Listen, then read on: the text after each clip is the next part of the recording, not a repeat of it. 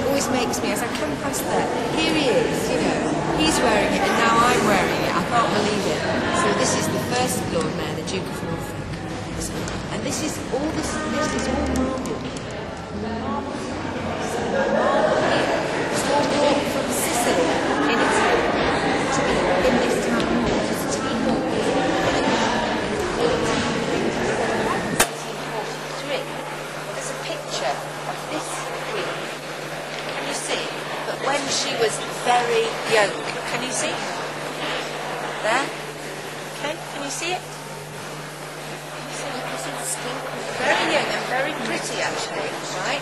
So, and what's interesting, do you want to come in a little bit?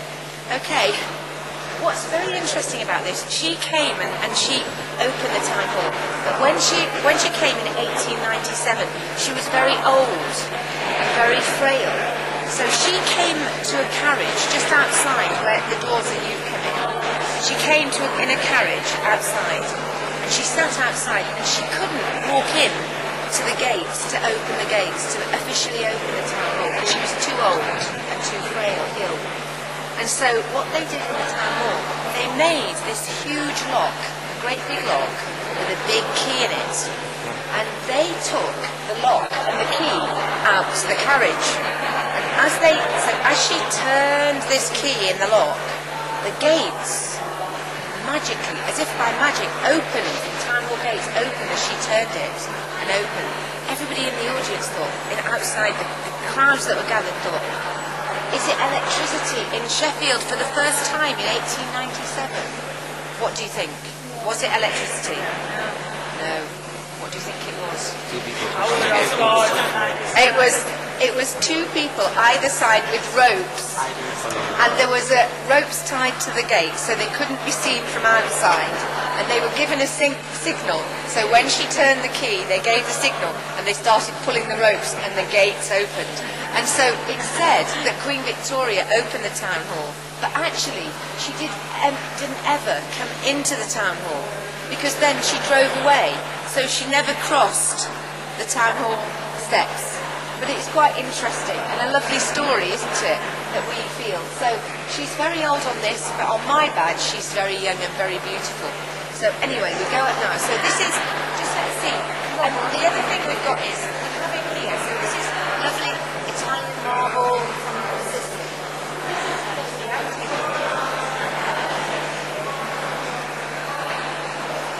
This is the antique.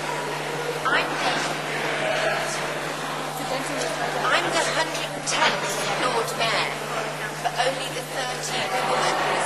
These are pictures of all the previous Lord Mayors. So, down this way. Starting from here, right? This is a mayor, because before there were Lord Mayors, of course, down there. He's the first one. And then it goes round the bottom, all the way round the bottom, and then it starts and goes round the top here. And then the present Lord Mayor is always put here. That's me. So that, and then when I've finished, I go up on there in black and white on the ends. Do you see what I mean? So, but if you look at them, it's quite interesting.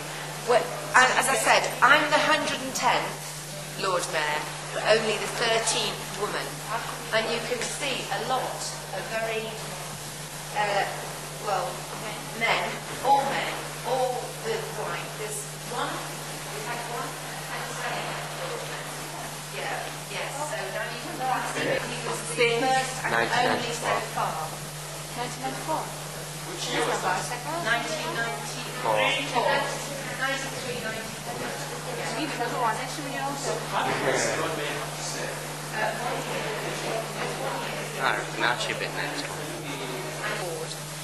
to represent the city.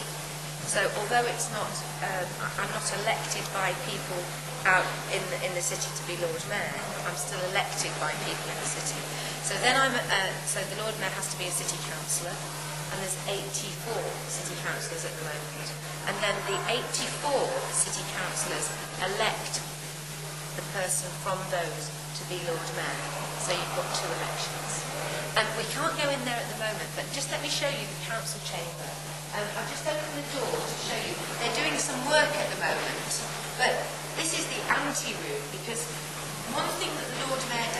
chair the meeting of the monthly meeting of the City Council.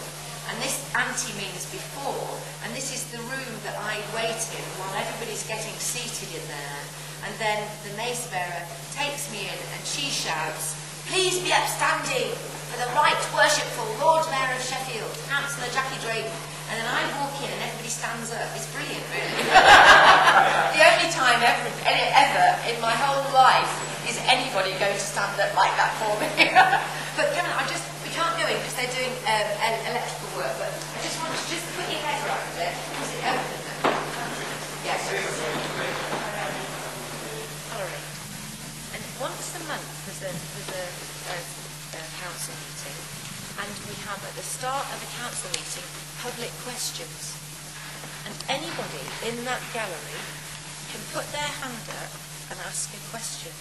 So if you've got a question that you want to ask the City Council, you can come on the first Wednesday of the month at 2 o'clock, sit in that gallery, and somebody will come round and they'll take your name and ask you what the question is, so we've got some idea. He brings it down to me, and I sit on that big chair there in the middle, can you see? And then I call you to ask your question. So if ever you want to come, if ever you've got a question, do come, because I think it's really important that you ask the questions. And so then we have all the councillors here, and in front of here, which you can't see, there's these along here, the back, and this is the cabinet. And then down in front, there's the officers in the middle, and other members of the cabinet in the front. And then facing all this way are all the tables and chairs, the desks, they're desks. They're a bit like this, but on their own. And they've all got inkwells still to dip your ink in, dip your quill in. Because all this is the original from 1897. And the chairs and the desks and everything. So this is all from there. And all the past mayors of Sheffield are engraved up there, and the past Lord Mayors are up there. It's a bit dirty, so be careful. No, sorry. Look, it's not. That's not the same. No, we can all that. I know, it's fantastic, isn't it? No. Similar to this here. The robe I wear on official occasions, which I'll show you upstairs, is very different from this robe, which was the old robe. The new robe is this one, and I'll show you up here. One that everybody wears? Yes, I'll show you. And when he was released from imprisonment in South Africa, he came here to Sheffield to receive his freedom, because we in Sheffield have long supported the ANC and supported the aims that Nelson Mandela had for their country. One of the reception rooms, this other room, it goes right through. I don't know whether I'll show you.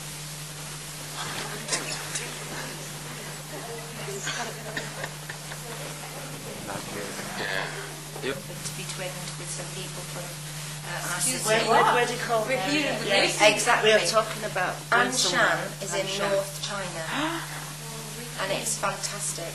And they really would like you to be I'll tell you what Twin City. Twin City is we twin with a city in another country. And we have links with them and links, and it's quite interesting because we have links with Donetsk in Russia, Bochum in Germany, and Anshan in China. There are official links, and all those three cities are all steel cities. Right? That's where we get it: steel, coal, iron, and steel and coal, and it's similar to our city. Actually, Anshan, I went there. It's 1.5 million people in Anshan, and we're only 515,000, so we're about 500,000. They're 1.5, but they have the largest iron and steel company in China, and they're still making lots and lots, tons and tons of steel. Quite interesting, really. But we twinned with Anshan 23 years ago. And we haven't visited them for a long time. And when I went to visit them just recently, what was really nice was there were delegations from all around the world there, but we were the only delegation to meet on a one-to-one basis with the Lord Mayor and have a meal with him, and also to meet with the party secretary and have a meal with him. And I think it was because they were so thrilled that we were there, because Sheffield twinned with them 23 years ago when nobody else wanted to. And of course, you'll know now, China, the economy is growing, everybody's wanting to twin with them because they think there's lots of money in China. And everybody now is twinning with them. But they were really pleased we were there because they felt we were old friends, and we twinned with them when nobody else wanted to.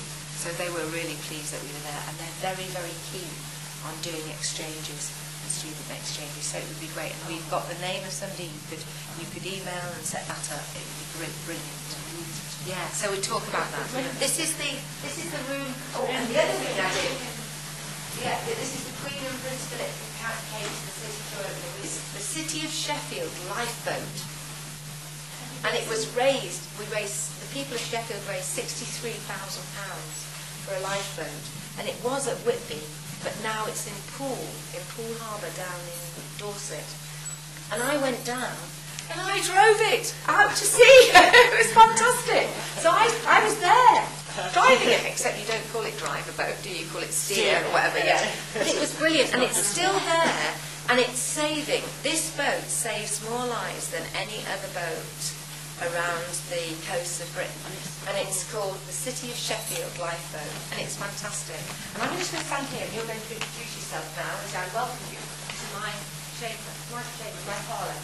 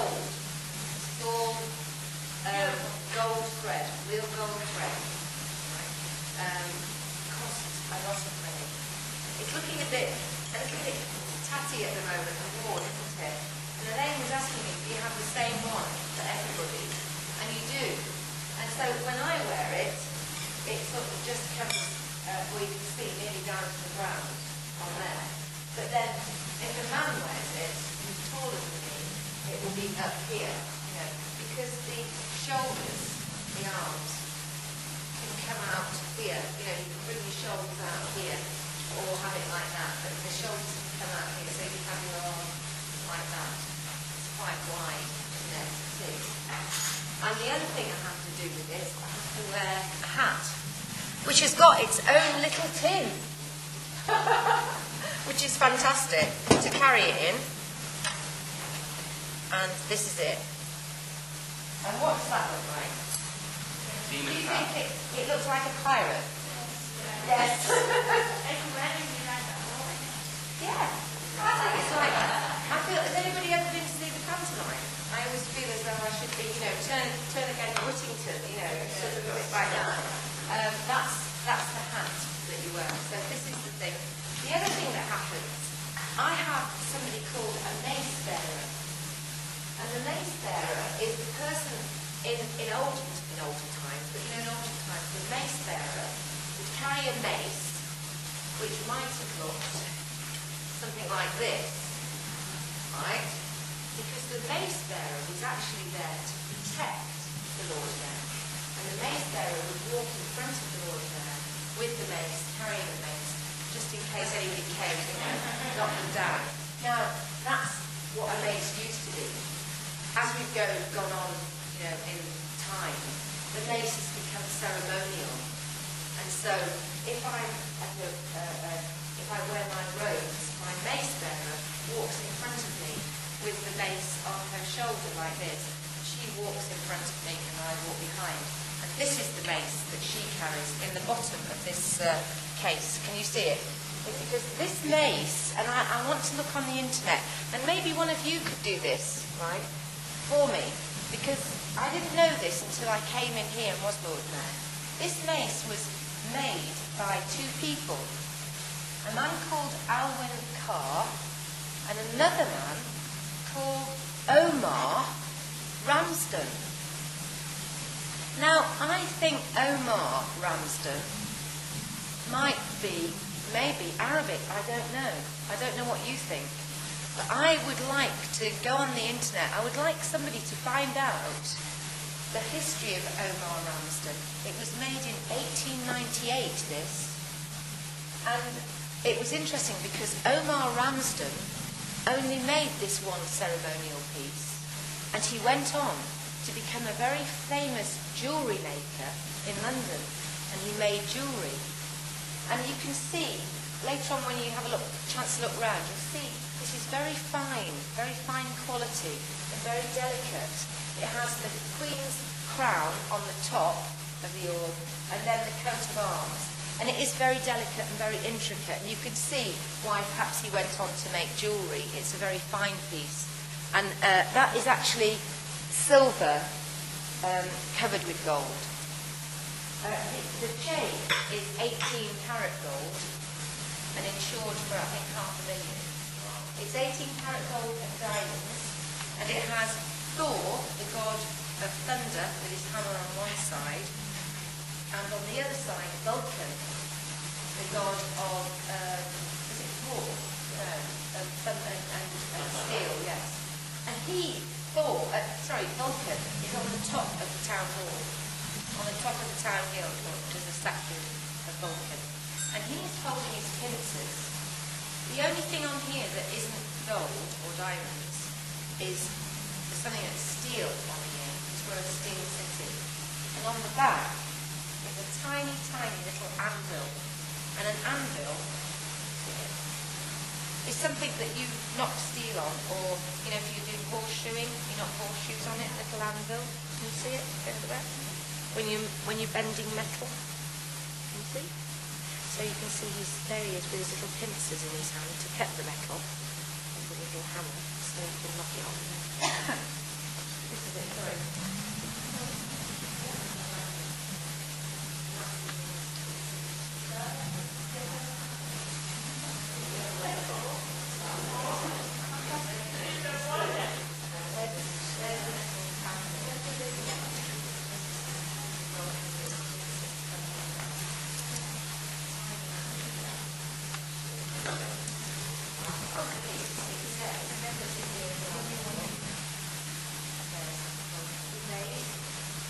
Donated the chain, because the chain can't be bought by the city. It has to be donated. So somebody donated it. It says it's 1843.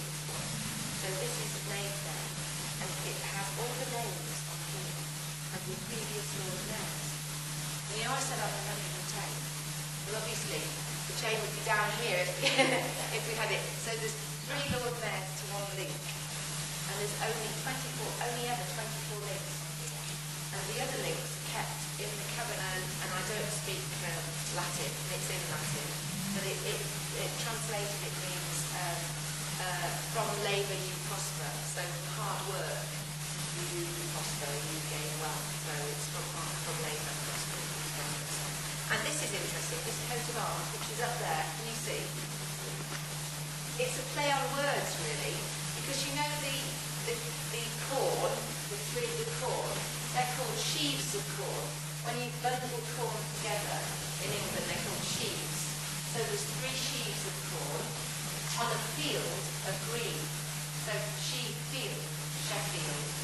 So that's the play on words. And the arrows, before we had councils around the city, the men with a lot of money, basically. They ran the city, and their emblem was the arrows.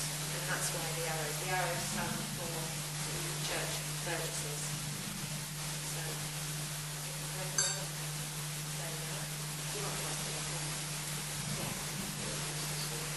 oh, the sword was given to the city on the... I don't think it was given. Have a look afterwards, have a look around. It's the... Sorry, no, it isn't. Sorry, it's the Sheffield centenary sword. When we were at Town Hall for 100 years, that was given to us by Wilkinson, the sword makers. And you'll see these pictures up around here, Sir John Brown and Mark Firth. Now, Mark Firth, you'll all know, because what did he do? David lived in the city, he wasn't steelwork in the city, and John Brown was there as well. So they were there. Oh, the other thing I wanted to say,